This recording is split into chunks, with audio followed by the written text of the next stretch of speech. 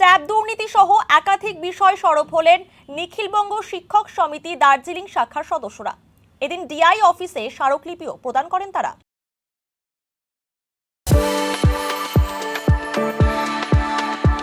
We are the dreamers, the achievers, and the leaders. Come, join us today.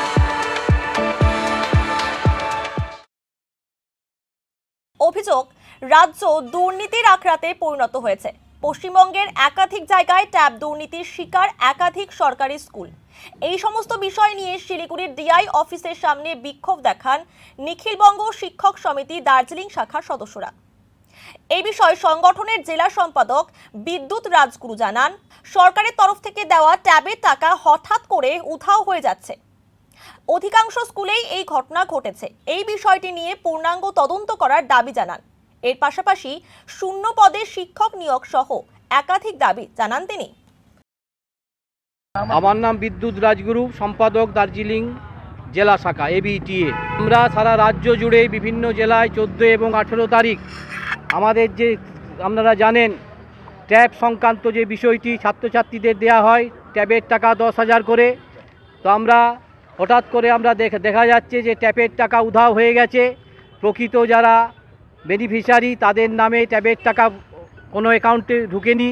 অধিকাংশ স্কুলে এই ঘটনাগুলো ঘটছে। সব স্কুলের নাম আমরা এখনও জানতে পারিনি। তো এইটা একটা বিশাল বড় পশ্চিমবঙ্গের কেলেঙ্কারি। আমরা দাবি করছি এটা সাইবার ক্রাইমের বিষয়। কারণ ট্যাবের যে পোর্টালটি আছে সেই পোর্টালটি কোনো মতেই স্বয়ংসম্পূর্ণ নয়। পোর্টালটির মাধ্যমে কোনো OTPও আসে না। তাহলে হ্যাক করা যারা ক্রাইম করে তাদের পক্ষে খুব সুবিধাজনক। আমরা এটা সাইবার ক্রাইমের বিষয়।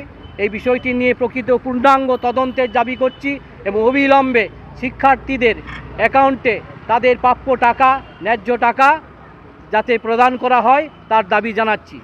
এছাড়াও আর বেশ কিছু দাবি রয়েছে আমাদের, যেমন আপনারা দেখেছেন অনেক টাকা ফিস বৃদ্ধি করেছে।